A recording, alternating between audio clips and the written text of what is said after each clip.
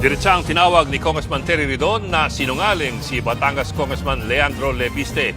Kaugnay po yan ang akusasyon ni Leviste kay Ridon na umunoy insertion sa 2025 national budget. Nasa frontline na balitang yan, Manan Enriquez.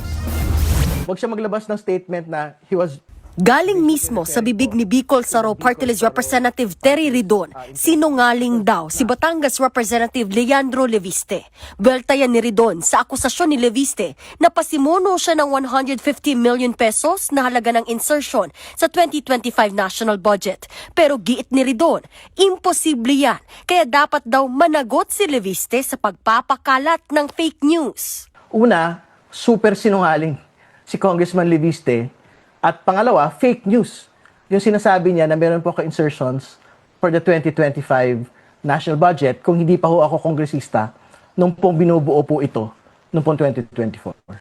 Sa isa namang pahayag, nilinaw ni Leviste na ang Bicol Saro Party List ang proponent ng 150 million pesos na halaga ng mga road projects sa Camarines Sur na sinasabi niya at hindi si Ridon.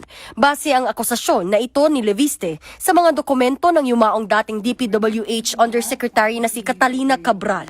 Sa programang Storycon ng One News, sinabi ni Leviste na proposal ang mga ito na maisama sa 2025 National Expenditure Program.